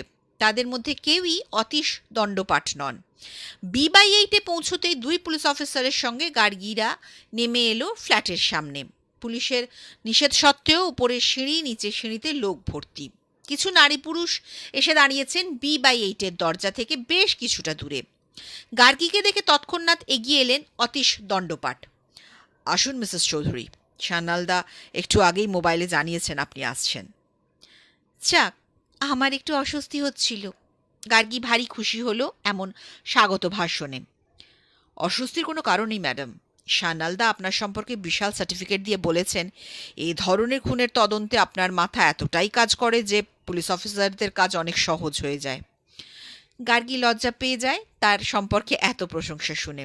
তার গোয়েন্দাগিরির কিছু খ্যাতি হয়েছে পুলিশ মহলে, তা সে জানে, কিন্তু তার তো এটা পেশা নয়। কখনো কখনো সে জড়িয়ে পড়ে এই কাজে। নিতান্ত চেনা জানা কেউ এমন করে না ডাকলে তার আসার কথাও নয় তদন্তের কাজে। তার নিজের অফিসের চাপ এত বেশি যে সেই কাজ সেরে তদন্ত করে বেড়ানো হয়ে ওঠে না তার আর। আজ হঠাৎ নিলয় উপাধ্যায়ের এমন উৎকণ্ঠিত স্বরে ডাকলেন। অতীশ দণ্ডপাঠের পিছু পিছু ফ্ল্যাটের ভিতরে গিয়ে বেশ কেঁপে উঠল গার্গী। দূর থেকে খুনের কথা শোনা এক কথা, চোখে দেখা আর এক। এসব দৃশ্য চাক্ষুষ করা এক শাস্তি, কিন্তু তদন্তে নেমে না দেখেও তো নিস্তার নেই। কোন এক বিখ্যাত মার্চেন্টাইল কোম্পানির ম্যানেজিং ডিরেক্টর অতনু দাসের লিভিং রুমের বৈভব দেখার সময় ও সুযোগ নেই এখন। তার আগেই তার চোখ বিদ্ধ হলো মেঝের দৃশ্যে। ফ্ল্যাটের দরজা হাট করে খোলা, বাইরে কয়েকজন পুলিশ অফিসার ও কনস্টেবল পাহারায় দাঁড়িয়ে। ঘরের ভিতরে ঢুকতে দেখে সাদা ঝকঝকে মেঝের ওপর উপুড় হয়ে পড়ে আছে পিঙ্কি নামের কিশোরীটি। তার ঘাড়ে, পিঠে, শরীরের সর্বত্র ছুরির দাগ। খুন হওয়ার আগে সে সর্বশক্তি দিয়ে লড়াই করেছিল আততায়ীর সঙ্গে, তার প্রমাণ ছড়িয়ে আছে ফ্ল্যাটের ভিতর। শৌখিন উড কালারের সেন্টার টেবিলটার ওপর একটা হলুদ ডোরাকাটা বাঘের মাথাওয়ালা অ্যাস্ট্রে ছিল। সেটা উপুড় হয়ে পড়ে আছে মেঝের এক কোণে। লিভিং রুমের এক কোণে টিভির উপর ছিল চমৎকার একটা ফ্লাওয়ার ভাস, সেটিও পড়ে আছে ভেঙে চুরমার হয়ে। দামি পাথরের মেঝে, উল্টে পাল্টে আছে বিছানার চাদর, রক্তে ভেসে গেছে গোটা মেঝে। মেঝে থেকে সেই রক্ত ফ্ল্যাটের বাইরে মেঝে হয়ে রক্তের ধারা গড়িয়ে গেছে নিচের দিকে। গার্গী এক পলক সোনালী চাপার দিকে তাকিয়ে দেখে তার ফর্সা গোল মুখখানা নীলচে বর্ণ ধারণ করেছে, ঠোঁট দুটো কাঁপছে থরথর করে। এর মধ্যে একজন কনস্টেবল কী কারণে পুলিশ অফিসারকে ডাকতে তিনি, নিলয়বাবু একটু আসুন তো বলে অতীশ দণ্ডপাঠ নিলয়বাবুকে নিয়ে বাইরে বেরিয়ে গেলেন হঠাৎ। গার্গী সোনালী চাপাকে বলল, কি তুমি তো বেশ ঘাবড়ে গেছো মনে হচ্ছে। গোয়েন্দাগিরির এইটাই হলো সাংঘাতিক ট্র্যাজিক দিক। সোনালী চাপা হঠাৎই কি একটা শব্দ শুনে এগিয়ে গেল ঘরের এক কোণে, যেখানে পিঙ্কি স্কুল ব্যাগটা পড়েছিল অগোছালোভাবে। বোধহয় স্কুল থেকে বাড়ি ফিরে ব্যাগটা র্যাকে ফেলে দিয়েই পিঙ্কি ছুটেছিল ছাদে। সেই স্কুল ব্যাগের পাশে কি একটা দেখে সোনালী চাপা দ্রুত সেটা তুলে চালান করলো তার ব্যাগে। গার্গীর দিকে চোখ নাচিয়ে কিছু বলল ইঙ্গিতে। গার্গী বুঝে ফেলল সেটি পিঙ্কির মোবাইল। সোনালী চাপার বুদ্ধির তারিফ করলো সে, তারিফ করলো তার কর্ণকুহরেরও, কেননা ছোট্ট একটা পিক শব্দে পিঙ্কির মোবাইলে একটা মেসেজ এসেছে, তা কানে গেছে সোনালী চাপার। গার্গীর চোখ ততক্ষণে পরখ করছে মিঝে গড়িয়ে থাকা রক্তস্রোতের দিকে। নিলয়বাবু একটু আগেই বলেছিলেন রক্ত নেমে গেছে 1 তলা পর্যন্ত। সেই রক্তের চেহারা চোখে দেখার অনুভূতি সাংঘাতিক। গার্গীর শরীরও কেমন যেন করে উঠল এত রক্ত দেখে। অতীশ দণ্ডপাঠ বললেন, মিসেস চৌধুরী, খুবই বীভৎস খুন, কিন্তু এখনো পর্যন্ত খুনের মোটিভ বোঝা যাচ্ছে না। ওর মা ভেবেই পাচ্ছে না তার মেয়েকে কেউ খুন করতে পারে বলে। গার্গী ভেবে পেল না এত মানুষের ভিড়ে কাকেই বা খুনি হিসাবে ভাবতে পারা যায়। অকুস্থলে বারবার চোখ ফেলে ডেড বডি চারপাশে, বার দুয়ে ঘুরে কোথাও এমন কিছু তার চোখে পড়ল না যা দিয়ে খুনিকে চিহ্নিত করা যায়। পরক্ষণেই তার নজর যায় মৃতা কিশোরীর শরীরের দিকে। কি যেন খুঁজল মনোযোগ দিয়ে। খুন হবার আগে কিশোরীর সঙ্গে বেশ ধস্তাধস্তি হয়েছিল তার প্রমাণ ছড়ানো সর্বত্র। তাহলে তার হাতের নখে কি কোনো চিহ্নই থাকবে না? গার্গী ঝুঁকে পড়ে মৃতা পিঙ্কিকে দেখতে লাগলো নিখুঁত দৃষ্টিতে। তাকে ঝুঁকে পড়তে দেখে অতীশ দণ্ডপাট বললেন, ডেড বডিটা আমিও দেখেছি ভালো করে। মৃতের নখে এতটাই চামড়া বা রক্ত কিছু লেগে আছে কিনা, কিন্তু হতাশ হয়েছি ম্যাডাম। গার্গী কিন্তু মৃতার নখে রক্ত বা চামড়া খুঁজছিল না। মৃতদেহের ওপর ঝুঁকে পড়ে সে কি যেন খুঁজে পেয়ে চমকে উঠল হঠাৎ। নজর ঘোর তীক্ষ্ণ করে সে দেখছে মৃত পিঙ্কির নখে হলুদ রঙের সুতোর একটা মাত্র রোঁয়া। কিছুক্ষণ নিজের মধ্যে নিবিষ্ট হয়ে গার্গী মেলাতে চেষ্টা করলো 2 আর 2 4। তারপর হঠাৎ বলল, এইটাই তো টপ ফ্লোর, তাই না? পুলিশ ইন্সপেক্টর অতীশ দণ্ডপাট বললেন, হ্যাঁ। একবার ছাদে যেতে পারি? ছাদে গেলে বাড়িটার অবস্থান, চারপাশের ল্যান্ডস্কেপ সম্পর্কে একটা ধারণা হবে। অতীশ দণ্ডপাট তৎক্ষণাৎ বললেন, অবশ্যই যাওয়া যাবে। আমরা একবার দেখে এসেছি, ছাদের দরজাটা খোলা ছিল। That's an important clue. Police অফিসারের পিছু পিছু গার্গীর সঙ্গে সোনালী চাপা ও নিলয় উপাধ্যায় এলেন ছাদে। ছাদের মাঝখানে একটা খুব বড় আকারের হ্যালোজেন জ্বলছে, তাতে আলোয় আলো হয়ে আছে ছাদটা। জিজ্ঞাসা করে গার্গী জানতে পারে ছাদের দরজা বন্ধই থাকে সাধারণত। পিঙ্কি প্রতিদিন স্কুল থেকে বাড়ি ফেরার পর ছাদের দরজা খুলে উপরে যায়। ছাদে অনেকগুলি টব আছে, তাতে তার নিজের হাতে তৈরি পাতাবাহার ও ফুল গাছ আছে। সেখানে প্রতিদিন নিয়ম করে মিনিট 10 জল দেয় টবগুলোতে। ছাদে উঠে গার্গী প্রথমেই দেখল পিঙ্কি আজও জল দিয়েছিল টবের গাছগুলোতে। সেই জলের ধারা এখনো গড়িয়ে গড়িয়ে একসময় থেমে গেছে ছাদের ওপর। দৃশ্যটা মন খারাপ করে দেওয়ার পক্ষে যথেষ্ট। সেদিক থেকে চোখ ফিরিয়ে গার্গী দেখছিল দূরের দৃশ্যগুলো। সন্ধ্যের লেকটাউন কি চমৎকার সেজে ওঠে আলোর মালায়। কলকাতার এই প্রান্তে দ্রুত গড়ে উঠছে এক নতুন শহর, বদলে ফেলছে শহরের ভূগোল। চন্দনা বন্দনা অ্যাপার্টমেন্টের ছাদটি বেশ পেল্লাই, বেশ ঝকঝকে, কুটোটি পর্যন্ত পড়ে থাকে না। তার মাঝখানে কয়েকটা টব ফুল ফুটিয়ে বসে আছে সন্ধ্যের আলো আঁধারিতে। হয়তো কাল থেকে আর কেউ জল দিতে ছাদে উঠবে না। অন্যমনস্কভাবে পুলিশ ইন্সপেক্টরকে জিজ্ঞেস করে, ফ্ল্যাটের অনেককেই নিশ্চয়ই ইন্টারোগেট করেছেন? অনেককেই। সবাই বলেছে পিঙ্কি ওয়াজ এ জেম। পড়াশোনা আর স্কুল, এর বাইরে ওর আর কোনো পৃথিবী নাকি ছিলই না। গার্গী মুখে চুকচুক শব্দ করে বলল, কি ইনোসেন্ট মুখ দেখেছেন? মনেই হয় না ওকে কেউ খুন করতে পারে। কিন্তু নিশ্চয়ই এমন কিছু ঘটেছিল যে কারণে ওকে টার্গেট হতে হলো কারো লোভের বা পাপের। এই অ্যাপার্টমেন্টের অনেকেই জিজ্ঞাসাবাদ করেছেন শুনলাম। অনেককেই জিজ্ঞাসা করেছি, যাতে প্রাইমা ফেসি অনুমান করতে পারি খুনের পিছনে মোটিভ কি। এই অ্যাপার্টমেন্টে রিমি নাকি ওর বেস্ট ফ্রেন্ড, তাকে জিজ্ঞাসাবাদ করেছি। ফ্রেন্ড সার্কেলে খবর নিয়েছেন? সব নিতে পারিনি এখনো। স্কুলে ওর বেস্ট ফ্রেন্ড নাকি মাত্র 2 জন, একজন অলক্তিকা, অন্যজন লিপিকা। দুজনেই শুনে স্তম্ভিত। বলল আজই ওদের সঙ্গে খুব তর্ক হচ্ছিল সানিয়া মির্জাকে নিয়ে। অলক্তিকা বলেছিল ডাক্তার ইঞ্জিনিয়ার হয়ে কি লাভ, কজন মানুষ ডাক্তার বা ইঞ্জিনিয়ারদের নাম জানে। ও বড় হয়ে ডাক্তার বা ইঞ্জিনিয়ার কিছু হবে না, হবে খেলোয়াড়। অলক্তিকা ভালো ব্যাডমিন্টন খেলে কি না। পিঙ্কি বলেছিল ও পাইলট হবে। গার্গী বলতে যাচ্ছিল রাইট শিজ, কিন্তু বলতে পারল না। যে মেয়েটা রোজ রোজ আকাশে উড়ে যাবে ভেবেছিল, সে একটু আগেই উড়ে গেছে বহু দূর, আর ফিরবে না কোনো দিন। গার্গীর বুকের ভেতরে আবার চিনচিনে ব্যথা। একটা ফুলের মতো কিশোরীকে এভাবে প্রাণ দিতে হলো, তা ভাবতে খুব কষ্ট হচ্ছিল তার। হঠাৎ ছাদের প্যারাপিটের কাছে গিয়ে কি যেন দেখে সোনালী চাপা আস্তে আস্তে বলল, দেখেছেন দিদি? গার্গী বিস্মিত হয়ে দেখে প্যারাপিটের এধারে কয়েকটা আঁচড়ের দাগ। কিসের আঁচড় কে জানে? গার্গী হঠাৎ জিজ্ঞেস করলো, সামনের ফ্ল্যাটটা কাদের? অতীশ দণ্ডপাঠ বললেন, ওটা তো পিঙ্কির টিচারের ফ্ল্যাট। তাই নাকি? পরক্ষণেই গার্গী কি যেন ভেবে জিজ্ঞাসা করে, আপনারা নাকি পিঙ্কির টিচারের ছেলে বিল্লুকেও ইন্টারগেট করেছেন? করেছি। ইন্টারোগেট করার দুটো কারণ। প্রথমত, বিল্লোর মা পিঙ্কিকে পড়াতেন। দ্বিতীয়র কারণ, ওদের ফ্ল্যাট দুটো একেবারে মুখোমুখি। মুখোমুখি? হ্যাঁ, তাও তো বটে। গার্গী এতক্ষণ মন দিয়ে বিষয়টা ভাবেনি। এখন দেখল পিঙ্কিদের B/8 মুখোমুখি বিল্লোদের C/7 ফ্ল্যাট। দুটো অ্যাপার্টমেন্টের মধ্যে অবশ্য হাত 30 ব্যবধান। দুটো ফ্ল্যাটের ব্যালকনি গ্রিল দিয়ে ঘেরা। বিল্লোকে জিজ্ঞাসাবাদ করে কিছু পেলেন? প্রথমে বলছিল পিঙ্কিকে চিনি না, কিন্তু তার কথার ধরন শুনে মনে হচ্ছিল ছেলেটা অনেক কিছু চেপে যাচ্ছে। পিঙ্কির ঠিক পাশের অ্যাপার্টমেন্ট থেকেও পিঙ্কির সঙ্গে পরিচয় ছিল না বলাটা সন্দেহ হচ্ছিল।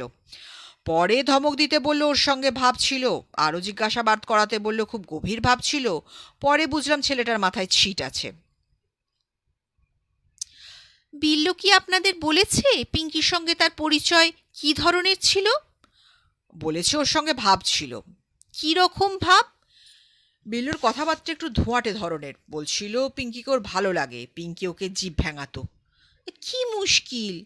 হ্যাঁ, বিল্লু এও বলল পিঙ্কির খুব ডাঁট ছিল। আপনাদের কি মনে হচ্ছে ও সত্যি কথা বলছে? অতীশ দণ্ডপাঠ চিন্তিত মুখে বললেন, সেটা এখনো কিছু পরিষ্কার হয়নি। বিল্লুকে অনেক প্রশ্ন করেছি, তার কিছু উত্তর পেয়েছি, কিছু পাইওনি। যেমন? বলছিল ওদের ভাব শুধু চোখে চোখে তাকিয়ে, পিঙ্কির সঙ্গে ওর কোনোদিন কথা হয়নি। নাও হতে পারে, মুখোমুখি ফ্ল্যাটে বাস করে অথচ কোনোদিন আলাপ পরিচয় হয়নি, এরম ঘটনা কলকাতায় বহু আছে। আর এদের মধ্যে তো অনেকটাই ব্যবধান, দুদিকের ব্যালকনির মধ্যে অন্তত 30 ফুট। আমার মনে হয়েছে ব্যালকনিতে দাঁড়ালেও তাদের দেখা হওয়া সম্ভব। বিল্লো হয়তো কথা বলার চেষ্টা করতো। করতেই পারে, এই বয়সে দুই কিশোর কিশোরী মুখোমুখি ফ্ল্যাটে বাস করে আলাপিত হওয়ার চেষ্টা করবে, তাতে বিস্ময়ের তো কিছু নেই। কিন্তু ঘনিষ্ঠ হওয়ার মতো কথা বলা সম্ভব নয়। বললে খুব চেঁচিয়ে বলতে হবে, যা কাছাকাছি আসার পক্ষে খুব অসুবিধের, তাই না?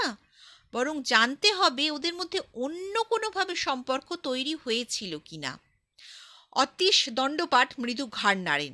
সেটা ঠিক বলেছেন, তবে যতদূর মনে হচ্ছে পিঙ্কি হয়তো ওকে পাত্তা দিত না। সম্ভবত পিঙ্কি হয়তো বুঝতে পেরেছিল আপনি যেরকম বললেন বিল্লু একটু পাগলাটে ধরনের, কিংবা উল্টোটাও হতে পারে, বিল্লুর সঙ্গে গোপনে পিঙ্কির একটা সম্পর্ক গড়ে উঠতেও পারে। বোধহয় নয়। আপনি যদি বিল্লুর সঙ্গে কথা বলেন তাহলে বুঝবেন ওর মাথায় বেশ ভালো রকমের ছিট আছে। হঠাৎ খুব রেগে যায়, দাঁত কিড়মির করতে থাকে। গার্গী জিজ্ঞেস করলো, বিল্লুর সঙ্গে কথা বলা যাবে? তার পরনে পোশাকটা একবার দেখতে চাই। নিশ্চয়ই কথা বলা যাবে। ওকে নিচের একটা ফ্ল্যাটে রাখা হয়েছে, তবে ওর পরনে ছিল একটা নীল রঙের টি-শার্ট আর সাদার ওপর কালো চেক পাজামা। পাজামার ওপর বিশ্রীভাবে ঝুলছে পাজামার দড়িটা। গার্গীর ভুরু জুড়ে কোঁচ। যাই হোক, কিন্তু এরকম একটা সাংঘাতিক খুন হয়ে গেল, কারো ওপর সন্দেহ হচ্ছে না ওর বাবা মা বা পাড়া প্রতিবেশীর? এরকম এখনো সেরকম কোনো সূত্রই পাওয়া যাচ্ছে না। পিঙ্কির বন্ধুরা কিছু বলেনি পিঙ্কি কেউ টিজ করছিল কিনা? হ্যাঁ, ইন্সপেক্টর দণ্ডপাঠ এবার উৎসাহিত হতে দেখা যায়। সেরকম একটা হিন্ট পাওয়া গেছে। পিঙ্কি নাকি বলেছিল, জানিস, একজন বদমাইশ লোক আমাকে সিনেমা নিয়ে যাওয়ার, বেড়াতে যাওয়ার প্রস্তাব দেয়। তা আমিও তেমনই বলেছি, বেশি বাড়াবাড়ি করলে ব্যবস্থা নেওয়া হবে। কার কাছে শুনলেন কথাটা? পিঙ্কির রিজুম ফ্রেন্ড লিপিকা বলেছে। রিমির কথা মনে পড়ল গার্গীর। লিপিকা কিছু বলতে পেরেছে কিনা তা জানা যাক। গার্গী তাকায় অতীশ দণ্ডপাঠের দিকে।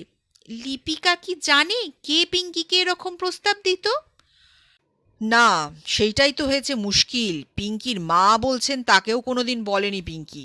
বন্ধুরা বলছে এত সাংঘাতিক কাণ্ড হবে জানলে ওরা চাপাচাপি করতো তার নাম জানতে। আসলে পিঙ্কি খুব চাপা স্বভাবের মেয়ে ছিল বলে ওরা তখনও জোরাজুরি করেনি। খুব ভুল করেছে ওরা, এখন ওদের কি আফসোস। তবে গার্গী কিছুক্ষণ ভেবে বলল, সেই লোকটি কি গোয়েল? অন্তত এই একটি চরিত্রকে সন্দেহ করার মতো পাওয়া গেছে। অতীশ দণ্ডপাট তার হাতে একটা ডায়েরি খুলে বললেন, আজ দুপুরে টিএন গোয়েল নামের একজন ভিজিটার এসেছিল বি অ্যাপার্টমেন্টে। সেই লোকটি রেজিস্টারের নাম লিখেছিল B/8 যাবে বলে, কিন্তু সিকিউরিটির লোক তাকে অ্যাপার্টমেন্টে যেতে অ্যালাউ করেনি। গার্গী জানে বিষয়টা, তবু পুলিশের ভার্সন শুনতে জিজ্ঞাসা করে, কেন? সিকিউরিটির লোক বলেছিল এ সময় ওদের ফ্ল্যাটে কেউ থাকে না। তারপর তারপর সে বলেছিল তার ভুল হয়ে গেছে, তার যাবার কথা CY7 বিল্লোর কাছে। CY7 গিয়েছিল সেই গোয়েল? গিয়েছিল, কিন্তু ঘটনা হচ্ছে ওই সময় CY7 কেউ ছিল না, অথচ বিল্লোদের ফ্ল্যাটে টেলিফোন করলে দেখা যায় ফোনে নো রিপ্লাই হচ্ছে। তার মানে ঘরে কেউ নেই, অথচ তারপরেই বিল্লোর মোবাইলে ফোন করতে বলেছিল, পাঠিয়ে দিন। বিল্লো এখন বলছে সে ওর সময় ফ্ল্যাটেই ছিল না। তাহলে মোবাইলে উত্তর দিল কি করে? বিল্লো বলছে তার মোবাইল অফ ছিল সে সময়, ক্লাস করছিল তার কলেজে। অদ্ভুত। গার্গী বিস্মিত হয়। অদ্ভুতই। তাহলে তো কলেজে খবর নিতে হয় মিস্টার দণ্ডপাট। কাল ফার্স্ট আওয়ারে খবরটা নিতে হবে, তবে বিল্লো জোর দিয়ে বলেছে ওই সময় সে ক্লাসে প্রেজেন্ট ছিল, এতে কোনো ভুল নেই। গার্গী এতক্ষণে খুবই ধন্দে পড়ে। তাহলে যা দেখা যাচ্ছে গোয়েল চরিত্রটি এখন important, but the question is who is Goel? এতক্ষণ আমরা শুনছিলাম পিঙ্কি হত্যা রহস্যের প্রথম পর্ব। আচ্ছা, কে গোয়েল? আর বিল্লোর সঙ্গে সত্যি কি পিঙ্কির কোনো রিলেশন আছে, নাকি বিল্লোর সবটাই মন গড়া কথা? এরম নিষ্পাপ একটা ফুলের মতো মেয়েকে কে এত নৃশংসভাবে খুন করল? প্রশ্ন অনেক, যার সমস্তটাই এখনো কুয়াশাবৃত।